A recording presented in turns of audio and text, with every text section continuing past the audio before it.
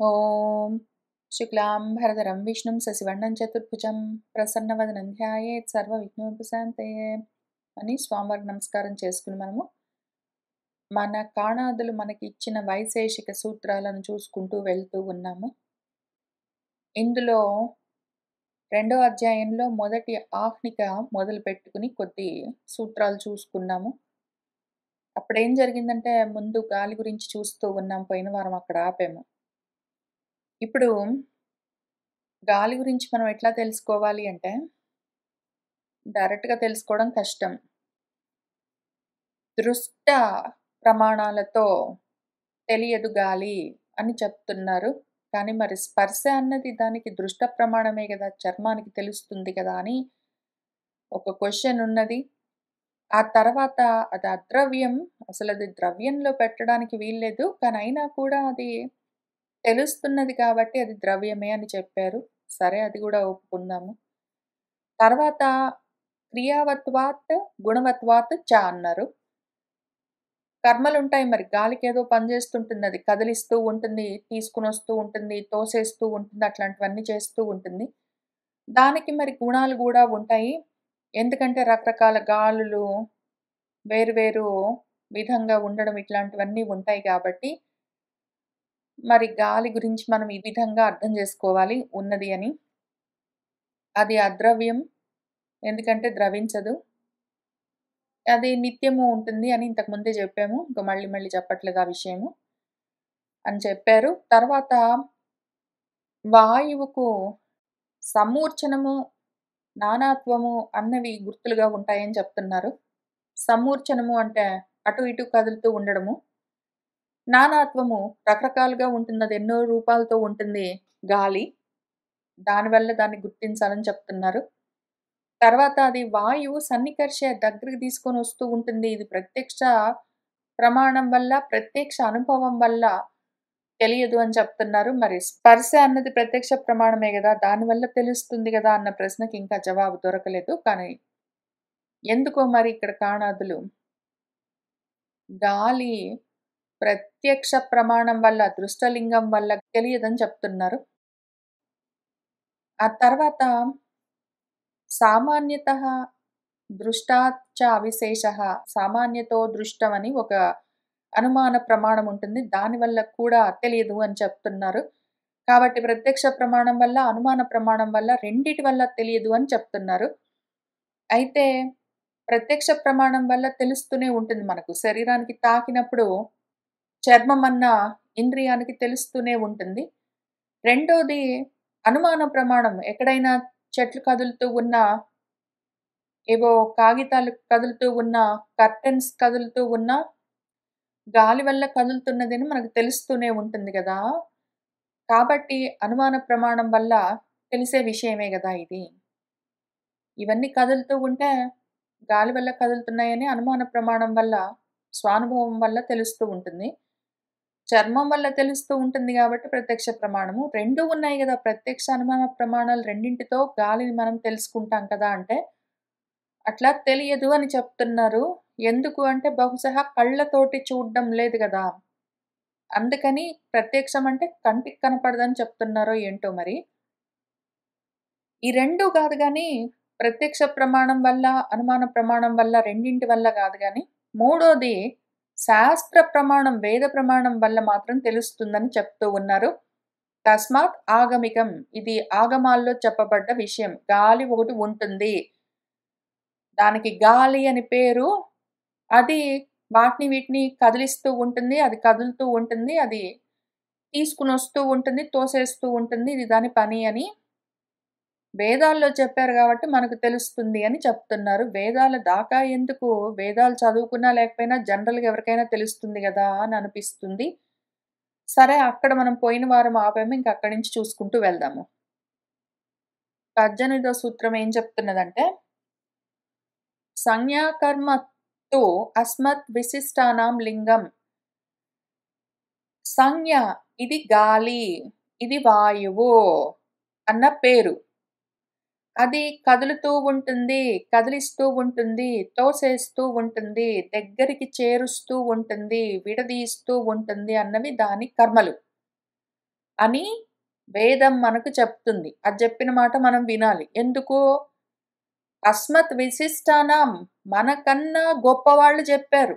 వేద ఋషులు వాళ్ళు చూసి ఈ గుర్తులను వాళ్ళు చెప్పారు. కాబట్టి వేద ఋషులకు తెలిసిన విషయాన్ని వాళ్ళు వేదాల్లో రాసిచ్చారు. కాబట్టి మనం దాన్ని తెలుసుకుని నమ్మాలి. మళ్ళీ దాని గురించి ప్రశ్నలు వేయొద్దు. మనకు తెలిసే విషయం గాదు గాలి గురించి. దాని పేరు గాని, దాని కర్మలు గాని మనకు తెలియవు. మనం అంత గొప్పవాళ్ళం గాదు. మనకన్నా గొప్పవాళ్ళున్నారు. వాళ్ళు దానికి ఈ పేరు, ఇవి దాని పనులని జెప్పారు. కాబట్టి మనం వినాలి. మనకు సొంతంగా తెలియవలసిన అవసరం లేదని జెప్తున్నారు. సరే మంచిది. 19వ సూత్రము. ప్రత్యక్ష ప్రవృత్తత్వాత్ సంజ్ఞ కర్మణః. వాళ్ళేం జేస్తారంటే మనకన్నా గొప్పవాళ్ళున్నారు. మనమంత గొప్పవాళ్ళం గాదు. మనకి ఇట్లాంటి విషయాలు గొప్ప గొప్ప విషయాలు తెలియవు. పెద్దవాళ్ళు చెప్తారు. వాళ్ళు చెప్పినవి వేదాల్లో రాసుంటాయి. అవి చూసి మనం తెలుసుకోవాలి. కాబట్టి వాళ్లకు ఎవరైతే మనకన్నా గొప్పవాళ్ళున్నారో వాళ్లకు ప్రత్యక్షంగా ఈ గాలి గురించిన ప్రవృత్తి తెలుస్తూ ఉంటుంది. దాంతో వాళ్ళు ఓహో! దీనికి ఈ పేరున్నది వాయువు అని దాని పేరు. ఇదిగో ఇవి దాని పనులు అని వాళ్ళు చెప్తారు అని చెప్తున్నారు. సరే మంచిది. వేదాల్లోనే ఉంటుంది ఆ విషయం, ఇంకెక్కడా ఉండదు అంటే కష్టమైతుంది మనకు. పోనీ నేనంటే అంత గొప్పదాన్ని గాదు. మనకన్నా గొప్పవాళ్ళున్నారు ఋషులు, వేద ఋషులు. వాళ్ళు చెప్తారు, మనం వినాలంటే వింటాను.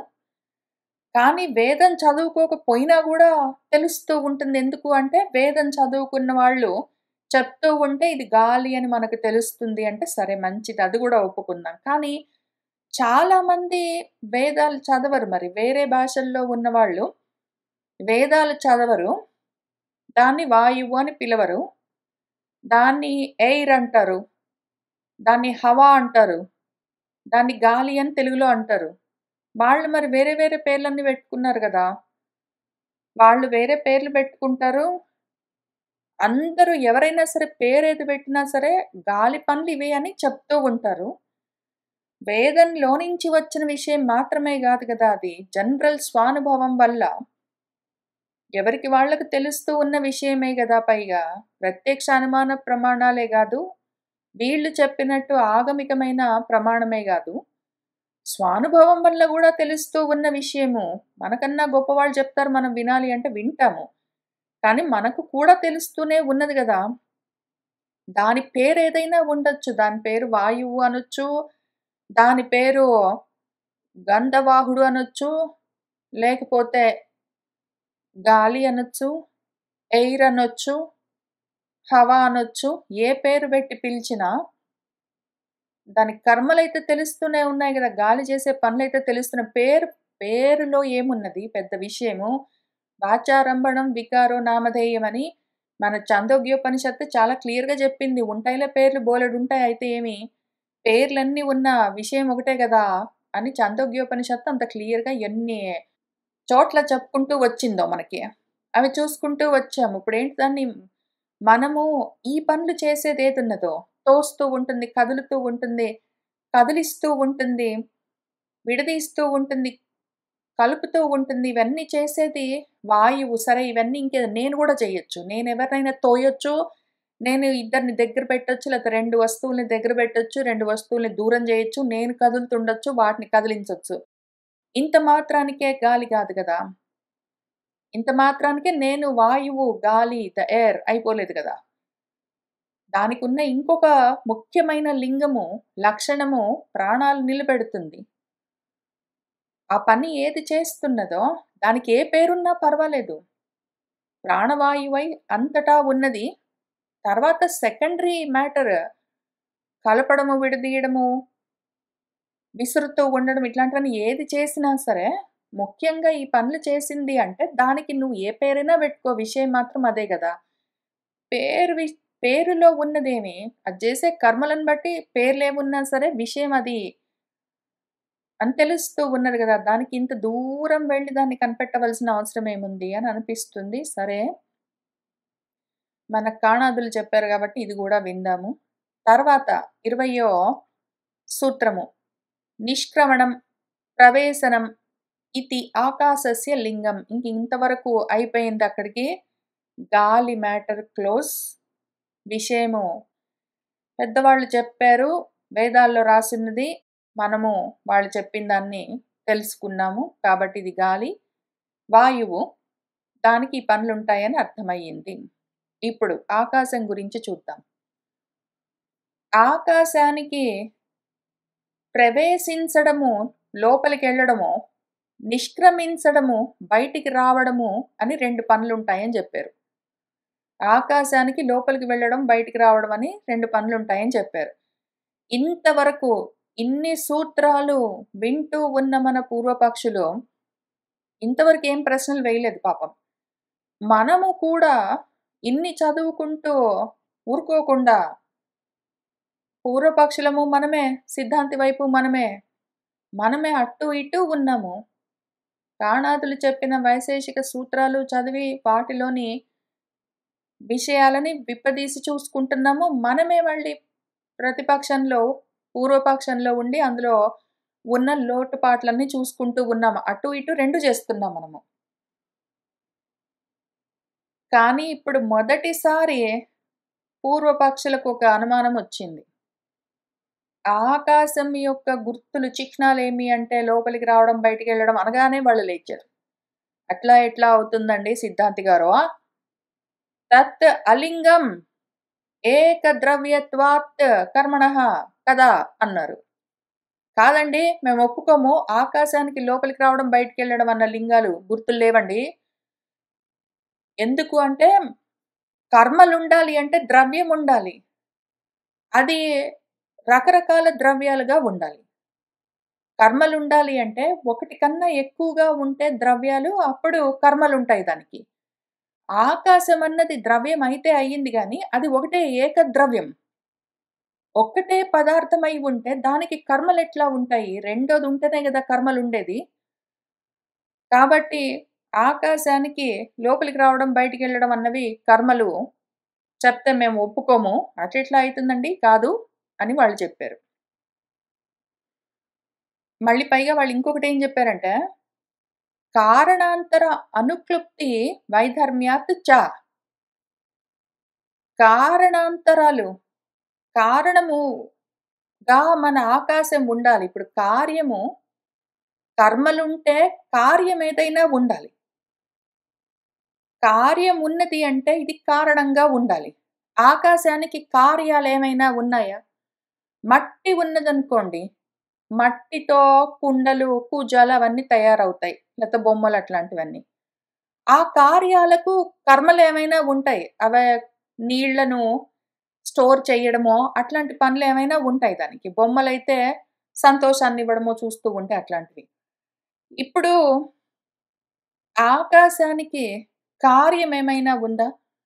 మట్టిలో నుంచి కుండలు, కూజాలు తయారు చేసినట్టు ఏదో నీళ్లతో ఇంకేంటో తయారు చేసినట్టు ఆకాశంతో ఇంకేమైనా తయారు చేయగలమా? అదసలు ఏకద్రవ్యం. రెండో ద్రవ్యం అందులో నుంచి బయటికేమీ రాదు.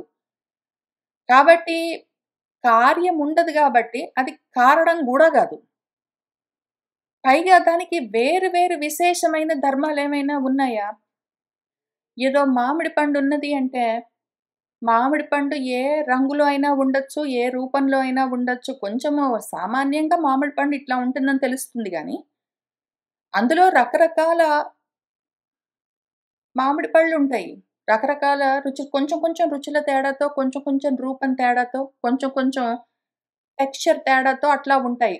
అట్లాంటి వైధర్మ్యాలు, విశేష ధర్మాలేమైనా ఆకాశానికున్నాయా? రకరకాల ఆకాశాలున్నాయా? లేవు గదా! అది ఒకటే పదార్థం, ఒకటే ద్రవ్యం. దానికి కార్యాలేమైనా ఉన్నాయా? లేవు గదా! దానికి కార్యాలు లేవు, అది కారణము గాదు. మరి కర్మలెక్కడి నుంచొచ్చాయి? కాబట్టి ఆకాశానికి లోపలికి రావడం, బయటికెళ్ళడం అన్న కర్మలున్నాయంటే మేమసలు ఒప్పుకోము అని వాళ్ళు 2 సూత్రాల్లో ప్రతిపక్షులు ప్రశ్నించారు. అప్పుడు మన సిద్ధాంతి జవాబు చెప్తున్నారు. సరే చూద్దాం పట్టు. సంయోగాత్ అభావః కర్మణః. సంయోగాత్ నీదొక గోల, నువ్వు కూర్చో ఇంకా. ఇప్పుడేం చెప్తున్నాము? లోపలికి రావడం, బయటికెళ్ళడం అంటే ఆకాశమే లోపలికి రావడం, ఆకాశమే బయటికెళ్ళడం గాదు. ఆకాశం అంటే అవకాశము. అది అవకాశం కలిగిస్తుంది. ఖాళీ స్పేస్ ఉంటేనే ఏ వస్తువైనా కదలొచ్చు, లోపలికి రావచ్చు, బయటికెళ్ళొచ్చు. అసలు ఆకాశమే ఖాళీ స్థలమే లేకపోతే, ఖాళీ ప్రదేశం అసలు స్పేసే లేకపోతే ఏది లోపలికి వెళ్ళడం, బయటికి రావడం అన్నది ఉండదు. కదలదసలేది. కాబట్టి నేను చెప్తున్నదేంటంటే, డైరెక్ట్‌గా ఆకాశానికి లోపలికి రావడం, బయటికి వెళ్ళడం అన్న పనులు లేవు గానీ, దాన్ని పెట్టుకుని మిగిలిన వస్తువులు లోపలికి రావడం, బయటికెళ్ళడం అవన్నీ చేస్తూ ఉంటాయి.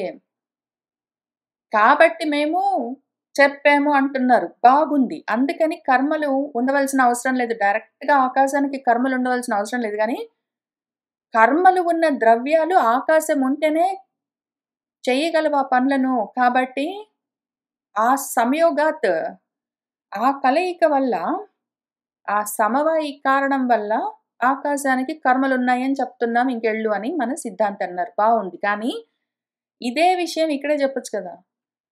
మన పూర్వపక్షులు లేచి 2 ప్రశ్నలు 2 సూత్రాల్లో ప్రశ్నించేంత వరకు, దాని తర్వాత మళ్ళీ దానికి జవాబు చెప్పడం వరకు ఎందుకు? ఇక్కడే చెప్పొచ్చు కదా! ఆకాశం ఉంటేనే ఏ ద్రవ్యాలైనా నిష్క్రమణం, ప్రవేశనం చేయగలవు అని ఇక్కడే చెప్పొచ్చు కదా! ఒకవేళ సూత్రాలు రాసేంత పరిజ్ఞానం నాకుంటే రాయగలిగేదాన్నేమో. సూత్రాలు రాసేంత శక్తి లేదు. కాబట్టి నోటితోటి చెప్తున్నాను. ఇదే సూత్రంలో ఆకాశాన్ని ఎట్లా గుర్తిస్తామంటే, అది ఉంటేనే వేరే ద్రవ్యాలన్నీ లోపలికి రావడం, బయటికెళ్ళడం, మిగిలిన పనులన్నీ చేయగలవు. ఇప్పుడు ఆకాశం లేకపోతే అవి చేయలేవు కాబట్టి, ఆకాశాన్ని ఆ విధంగా గుర్తించాలి అని దానికి సరిపోయే విధంగా వాళ్ళేదైనా సూత్రం ఇక్కడే రాసేసుంటే 21, 22, 23 ఆ తర్వాత సూత్రాల వరకు గూడా వచ్చేది గాదు మన విషయము. కానీ సరే అది విషయము. సంయోగాత్ అభావః కర్మణః. వేరే ద్రవ్యాలు దీన్ని వాడుకుంటాయి గాబట్టి, ఆ కర్మలు దీనికి జెప్పానులే ఇంక గానీలే అని మన కాణాదులు జవాబు జెప్పారు. కాబట్టి మనం ఇప్పుడేం అర్థం జేసుకోవాలంటే, వేరే ద్రవ్యాలకున్న కర్మలు అవి చేసుకోవాలి అంటే, అవకాశం ఇస్తూ ఉన్న ఆకాశం ఒకటుండాలి గాబట్టి, ఆకాశానికే ఆ కర్మలని జెప్పానులే కానీలే అని మన సిద్ధాంతి జెప్పారు. ఇంక దాన్ని ముగించారక్కడికి. మన పూర్వపక్షులు ఈ 2 సూత్రాల్లో వేసిన ప్రశ్నలకు ఒకే సూత్రంలో జవాబు జెప్పి, కార్యాలు గాదు, కర్మలు దీనివి గావు, వేరే ద్రవ్యాలకుంటాయి. కానీ ఆ ద్రవ్యాలకు వాటి కర్మలు జేసుకోవడానికి ఆకాశం అవకాశం ఇస్తుంది అని చెప్పారు. దాన్నక్కడికి ముగించారు. నెక్స్ట్ టాపిక్ స్టార్ట్ జేశారిక్కడ. ఇప్పుడు శబ్దం గురించి చూద్దాం పట్టన్నారు. ఇంతవరకు ఇక్కడ మనకు ఎక్కడ శబ్దం గురించి మాట్లాడలేదు. అసలు ఇక్కడ మన వాళ్ళు మొదలుబెడుతూనే ప్రథమోధ్యాయం ప్రథమాహ్నికలో ద్రవ్యాలేంటి, గుణాలేంటి, కర్మలేంటి అని చెప్తూ పృథివీ, ఆపస్, తేజో, వాయురాకాశాలు, కాలము, దిక్కాత్మ, మనస్సు అన్న 9 ద్రవ్యాలు రూపరస గంధ స్పర్శల దగ్గరకు ఆపేశారు. శబ్దం అని ఇందులో తన్మాత్రల్లో 5వది శబ్దం గురించి అసలు రాయనే లేదు. ఇంకింతవరకు అసలు దాని గురించి మాట్లాడనే లేదు. కానీ మొదటిసారి దాని గురించి మొదలుపెడుతున్నారింక. ఇదిగో కారణగుణపూర్వకః కార్యగుణః దృష్టః. కార్యంలో గుణాలు ఏవున్నాయో అవి కారణంలో నుంచే వస్తాయి. ఇప్పుడు నువ్వు ఒక వస్త్రాన్ని చూసావంటే, ఆ వస్త్రం యొక్క టెక్స్చర్ ఎట్లా ఉన్నది, దాని కలర్ ఎట్లా ఉన్నది, రంగెట్లా ఉన్నది అన్నది ఆ దారాలను బట్టి ఉంటుంది. దారాలు ఏ రకమైన టెక్స్చర్ తోటున్నాయో, ఏ రకమైన రంగుతోటున్నాయో, ఆ దారాలతో తయారు చేయబడ్డ కార్యము, వస్త్రం కూడా అదే గుణాలతో ఉంటుంది. ఎటువంటి మట్టిని వాడావో, అటువంటి కుండలు తయారవుతాయి. ఎటువంటి బంగారాన్ని వాడావో, అటువంటి ఆభరణాలు తయారవుతాయి. కాబట్టి కారణంలో ఉన్న గుణాల్లాంటివే కార్యంలో కనిపిస్తాయి. కార్యగుణాలకు మూలము కారణంలోని గుణాలే. అది దృష్టం తెలుస్తూనే ఉంటుంది ప్రత్యక్షంగా. అన్నారు. అంటే సరేనయ్యా! అయితే అయింది ఇప్పుడేంటి? సడెన్‌గా నువ్వు టాపిక్ మార్చావు. దేని గురించి చెప్తున్నావు అంటే, శబ్దం గురించి చెప్తా పట్టు. కార్యాంతర అప్రాదుర్భావాత్ చ శబ్దః స్పర్శవతాం అగుణః అని ఇక్కడి నుంచి కొంచెం కాంప్లికేటెడ్ మ్యాటర్ ఉంటుంది. కొంచెం ఫోకస్ చేసి అర్థం చేసుకోవాలి వాళ్ళు ఏ యాంగిల్ నుంచి చెప్తున్నారని. స్పర్శవంతమైనవేవేవున్నాయి మనకు? 4 ఉన్నాయి. స్పర్శ కలిగినవి. పృథివీ, ఆపస్, తేజో, వాయువులు. భూమి, నీళ్ళు, గాలి ఈ 4 ద్రవ్యాలకు స్పర్శ ఉంటుంది. కాబట్టి అటువంటి స్పర్శ కలిగిన వాటితో సంబంధం లేకుండా ఉంటుంది శబ్దం. స్పర్శ కలిగిన భూమి, నీరు, అగ్ని, గాలి వాటికి శబ్దం అన్నది గుణం గాదు. ఎందుకు అంటే కార్యాంతర అప్రాదుర్భావాత్ చ చాలా విషయాలు చెప్పారిక్కడ. చాలా విషయాల్ని మనం ఊహించుకోవాలి పైగా. ఇప్పుడు ఒక కార్యం ఉన్నదనుకోండి. ఒక కుండ ఉన్నదనుకోండి. కుండను మీరు కొట్టారనుకోండి. అదొక రకమైన శబ్దం చేస్తుంది. ఏదో డోలో, మృదంగమో ఒక రకంగా కొట్టారనుకోండి. అదో రకం శబ్దం చేస్తుంది. ఏదో దిండును కొట్టారనుకోండి, గోడను కొట్టారనుకోండి. లేదా నీళ్ళను కొట్టారనుకోండి. ఒక్కొక్కటి ఒక్కొక్క రకము శబ్దాలు చేస్తుంది. ప్రతి కార్యము ఒకేలాంటి శబ్దం చెయ్యదు. పైగా రెండో ప్రాబ్లమ్ ఏంటంటే, ఒక్కసారి ముఖ్యంగా పైన ఈ సూత్రం చెప్పడానికి కారణం ఏంటంటే, ఏ కార్యమున్నదో అందులో దాని కారణ గుణాలు ఎప్పుడూ ఉండాలి. ఇప్పుడు మీరు కొన్ని దారాలతో ఒక వస్త్రాన్ని తయారు చేస్తే, ఆ దారాలలో ఉన్న గుణము కొంతసేపుండి ఆ వస్త్రంలో లేకుండా పోవడము, మళ్ళీ అందులో ఉండడము, మళ్ళీ లేకుండా పోవడము, ఇట్లా మ్యాజిక్ లాగా వస్తూ పోతూ ఉండడం ఉండదు. దానికెప్పుడూ ఆ గుణం అట్లానే ఉంటుంది. కానీ కుండను మీరు కొట్టారనుకోండి, టంగుమని శబ్దం వచ్చిందనుకోండి, ఆ శబ్దం ఎంతసేపుంటుంది? ఎల్లకాలం ఉంటుందా? ఉండదు గదా! కాబట్టి ఆ ద్రవ్యానికి సంబంధించిన గుణం గాదు శబ్దం అన్నది. అది విషయం. ఇప్పుడు ఒకవేళ కుండకు సంబంధించిన గుణం అనుకోండి. కుండకుండే గుణము శబ్దం అనుకోండి. అప్పుడు ఆ కుండను కొట్టినా, కొట్టకపోయినా శబ్దం అట్లా వస్తూనే ఉండాలి. కానీ అట్లా రాదు గదా! ఒక క్షణకాలం కొంతసేపు వస్తుంది, పోతుంది. మళ్ళీ కొడితే మళ్ళీ వస్తుంది, మళ్ళీ పోతుంది. పైగా ఇక్కడ కొడితే ఎక్కడి దాకానో వినిపిస్తుంది. ఇప్పుడు వస్త్రం తయారు చేసినప్పుడు ఆ వస్త్రానికి ఉన్న ఏదో రంగో, ఏవో గుణాలు ఆ వస్త్రం వరకే పరిమితము. దారాలకున్న గుణాలు వస్త్రం వరకే పరిమితము. ఆ వస్త్రము టేబుల్ మీద పెడితే ఈ గుణాలు టేబుల్‌కి ట్రాన్స్‌ఫర్ గావు. లేదా ఆ వస్త్రాన్ని తీసుకెళ్ళి గూట్లో పెడితే గూటికి ట్రాన్స్‌ఫర్ గావు. శబ్దం అట్లా గాదు అది ట్రాన్స్‌ఫర్ అవుతుంది పైగా. ఒక ప్లేస్ నుంచి ఒక ప్లేస్‌కి. ఈ కారణాలన్నింటికి మేము కనిపెట్టిన విషయం ఏంటంటే, స్పర్శవంతమైనవేవున్నాయో భూమి, నీరు, నిప్పు, గాలి వీటికి సంబంధించిన గుణం గాదు ఈ శబ్దం. ఇది సెపరేట్ మ్యాటర్ అని మేము అర్థం చేసుకున్నాము. కార్యాంతర అప్రాదుర్భావాచ్చ శబ్దః స్పర్శవతాం అగుణః.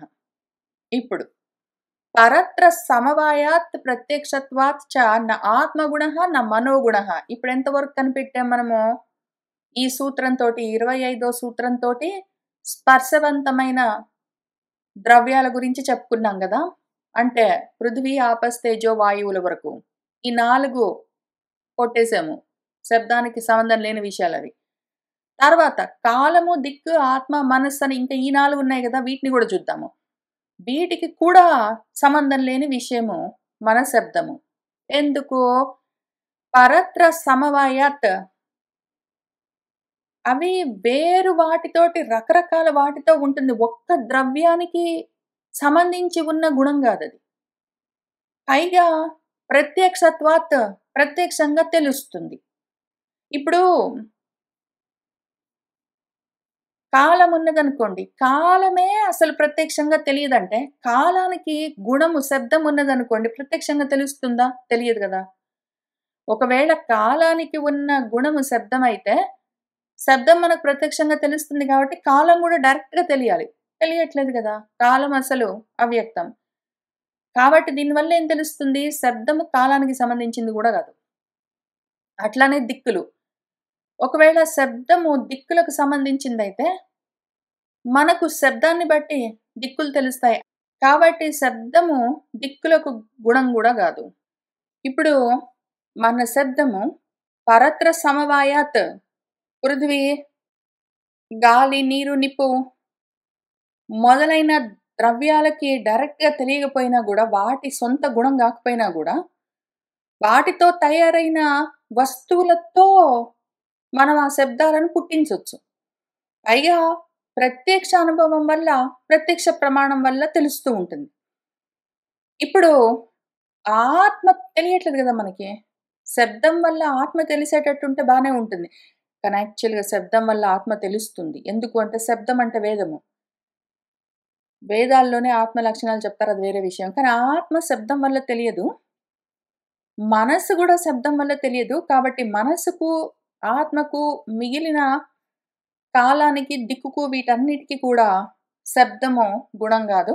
ఇప్పుడు ఈ 4, ఈ 4 ఇటు ఈ 4, ఇటు ఈ 4 కొట్టేస్తే మధ్యలో మిగిలిందేంటి? తొమ్మిదోది ఆకాశం.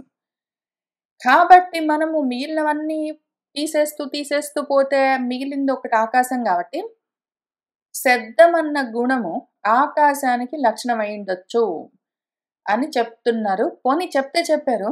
అదే విషయం ఇందులో రాయొచ్చు గదా! 6 సూత్రంలో రూప, రస, గంధ, స్పర్శ, శబ్దం అని గూడా రాయొచ్చు కదా! అన్నిటికి కాకపోయినా ఆకాశానికి ఒక్కదానికి ఉన్నది అని కొన్ని సూత్రాల్లో నిర్ణయం తీసుకుంటున్నప్పుడు, దాన్నక్కడే పెట్టుంటే బాగుండేది. సరే. పరత్ర సమవాయాత్ ప్రత్యక్షత్వాత్ చ న ఆత్మగుణః న మనోగుణః. మనసుకి, ఆత్మకి గాదు. కాబట్టి దాంతో పాటే కాలం, దిక్కు చూసుకుందాము. అయినా గూడా అది కూడా ఇక్కడే రాయొచ్చు గదా! స్పర్శవతాం అన్నప్పుడు పృథివీ, గాలి, నిప్పు, నీరు అని మనం పెట్టుకున్నట్టు, ఇక్కడ అట్లాంటిదేదైనా ఒక చిన్న మాట వాడుంటే, దానికొక ఏదైనా ఒక చిన్న సూత్రాన్ని ఈ నాలుగిటిని కలిపి ఏమని పిలవాలో, ఇప్పుడు పృథివీ, ఆపస్తేజో వాయువులను స్పర్శవంతులని పిలుస్తున్నట్టే, కాలం, దిక్కు, ఆత్మ, మనస్సుకు గూడా ఏదైనా ఇంకో సూత్రం, చిన్న సూత్రం రాసి ఈ నాలుగిటిని కలిపి అదంటారని జెప్పుకుంటే అయిపోయేది. ఇక్కడ ఇంతకీ రెండే 2 జెప్పారు. మనస్సు, ఆత్మ గురించి చెప్పి 2 వదిలిపెట్టారు. ఈ పైన స్పర్శ ఉన్నవి అన్నప్పుడు 4 అని మనం ఊహించుకోవాల్సొచ్చింది. కాబట్టి అటు 4, ఇటు 4 అని మనమే ఇంక 2 యాడ్ చేసుకొని 8 జేసుకోవాల్సొచ్చింది. ఇంతకీ ఆ రకంగా మనమే మిగిలినవి ఫిల్ ఇన్ ది బ్లాంక్స్ చేసుకున్న తర్వాత, పరిశేషాత్ లింగం ఆకాశస్య పరిశేషంగా మిగిలిపోయిందేమి? ఈ 4 పృథివీ, ఆపస్తేజో వాయువులు పోయిన తర్వాత, కాలో, దిక్కాత్మ, మనః పోయిన తర్వాత మిగిలింది పరిశేషంగా ఏమి? ఆకాశం గాబట్టి, ఆకాశానికి మన శబ్దము, లింగము, గుర్తు అని జెప్పారు. సరే క్వెషన్ ఏంటంటే, ఇక్కడ 2 జెప్తే మిగిలిన 2 మనమే ఎందుకు ఫిల్ ఇన్ ద బ్లాంక్స్ చేసుకోవాలి? వాళ్ళే చెప్పొచ్చు గదా! బాగుండేది. అయినా మనం తెలివితేటలన్నీ ఉపయోగించుకుని, పరిశేషంగా మిగిలింది ఆకాశం ఒక్కటే అన్నారు గాబట్టి, మిగిలినవన్నీ మనం తొలగించేసుకున్నాం. సరే మంచిది. ఆ శబ్దం ఇందులోనే రాయొచ్చు కదా! స్టార్టింగ్‌లోనే. ఆరో సూత్రంలో పనైపోయేది. తర్వాత ద్రవ్యత్వ నిత్యత్వే వాయునా వ్యాఖ్యాతే. ఇంతకు ముందు ద్రవ్యత్వం, నిత్యత్వం అని వాయువు గురించి చెప్పాం గదా! ఇక్కడ పైన. అద్రవ్యత్వేన ద్రవ్యం క్రియావత్వాత్ గుణవత్వాత్ చ అద్రవ్యత్వేన నిత్యత్వం ఉక్తం అని ముఖ్యంగా అద్రవ్యత్వేన ద్రవ్యం, అద్రవ్యత్వేన నిత్యత్వం అని ద్రవ్యత్వం, నిత్యత్వం అన్న 2 విషయాలు పైన ఆల్రెడీ చెప్పాం కాబట్టి, వాటిని యాజ్ ఇట్ ఈజ్ మీరు ఆకాశానికి గూడా వాడుకోండి. వాయువుకు ఏది వ్యాఖ్యానించామో అదే ద్రవ్యత్వం, అదే నిత్యత్వం ఇప్పుడు ఆకాశానికి కూడా అని జెప్పారు. ఆ తర్వాత తత్వం భావేన సరే మంచిదే సిద్ధాంతి గారు. ఆకాశానికి శబ్దము గుణము అని ఇంతవరకు చెప్పారు. మీరు ఇంతవరకు చెప్పిందేంటి? ఆకాశానికి శబ్దం గుణం అని చెప్పారు. కొన్ని విషయాలు చెప్పారు. మీరేమన్నారంటే ఆకాశానికి ఉన్న లక్షణము శబ్దం. దానికి ఎందుకంటే ఇదిగో ఈ కారణాలు. పైగా ద్రవ్యత్వం, నిత్యత్వం అన్నారు. అయితే దాన్ని ఎట్లా డైరెక్ట్‌గా గుర్తించే మార్గం ఏదైనా చెప్పండి మీరు. దాన్ని ద్రవ్యంలో పెట్టారు తీసుకెళ్ళి. పృథివ్యాపస్తేజో వాయురాకాశాలనుకుంటూ ఆకాశాన్ని ద్రవ్యంలో పెట్టారు. మరది తెలియాలి గదా! ఎట్లా కనిపెడతాము? దాన్ని గుర్తించే మార్గం చెప్పండి. దానికి గుణము శబ్దం అని మీరు తేల్చినంత మాత్రాన అయిపోయిందా? దాన్ని తెలుసుకునే మార్గం ఏమి అంటే, దాని తత్వం ఎట్లా తెలుస్తుందంటే భావేన అని జెప్పారు. దాన్నెట్లా గుర్తించాలి అంటే, సత్తా అని చెప్పాం గదా ఇంతకు ముందు. మొదటి అధ్యాయంలో రెండో ఆహ్నికలో చివరిదాకా చెప్పిందేంటి? సత్తా అని చెప్పలేదా? ఉంది అని. ఉంది అని నీకు తెలుస్తుంది గదా జనరల్‌గా. ఆకాశం అని నీకు తెలియకపోయినా గూడా జనరల్‌గా ఉంది అని తెలుస్తుంది గదా! కాబట్టి ఉన్నది అని నీకు తెలియడం వల్లే, దాని సత్తా వల్లే, భావం వల్లే అది తత్వం ఉన్నది అని మీరు కనిపెట్టుకోవాలని చెప్తున్నారు. సరే కనిపెట్టుకుంటాము.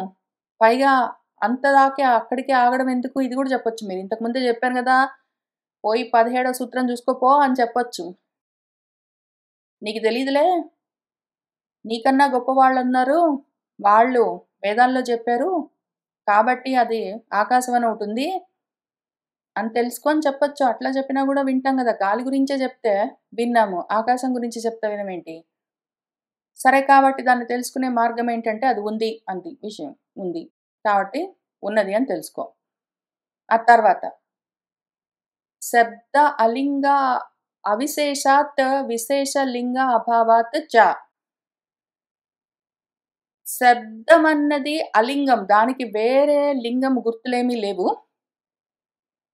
శబ్దం అన్నది అవిశేషంగా ఉంటుంది. వేరు వేరు శబ్దాలనేముండవు. శబ్దము ఎక్కడి నుంచైనా రావచ్చు, ఎట్లైనా రావచ్చు, ఎందుకైనా రావచ్చు, ఎందుకొస్తుందో తెలీదు, ఎందుకు రాదో తెలీదు. అది అందుకని విశేష లింగాలేమీ లేకుండా ఉంటుంది. శబ్దం ఉంటుంది. దాన్ని ఈ శబ్దం, ఆ శబ్దం అని ఎట్లా చెప్తాము? శబ్దం అది అట్లా ఉంటుంది. దీనివల్ల మనకర్థమయ్యేదేంటి? శబ్దానికి ఎట్లా రకరకాలుగా శబ్దాలుండడము, దాన్ని గుర్తించే పద్ధతి లేకుండా పోవడము. ఉన్నది అని తెలుస్తుంది అంతేగాని ఎందుకుందో తెలియదు. ఎక్కడి నుంచొస్తుందో తెలియదు. ఎందుకు ఆగిపోతుందో తెలియదు. దాని గురించి ఏం తెలీదు గదా! ఒకటుంటుంది అట్లా. ఆ గుణము దేనికున్నదో ఆకాశము, అది గూడా అంతే సేమ్. శబ్దానికి శబ్దమన్న కార్యము, దానికున్న లక్షణాలు ఎట్లా ఉంటాయో, దానికి లింగము గుర్తు లేదు. విశేషాలు ఉండవు. అదట్లా ఏ రకంగా తెలియకుండా ఉంటుంది గాబట్టి, అట్లానే మన ఆకాశం గూడా ఉంటుందని మనం కనిపెట్టాలి. తత్ అనువిధానాత్ ఏక పృథక్త్వంచ ఇతి. దాన్ని అనుసరించి, శబ్దాన్ని అనుసరించి అదే విధానంలో ఇదోకటుంటుంది.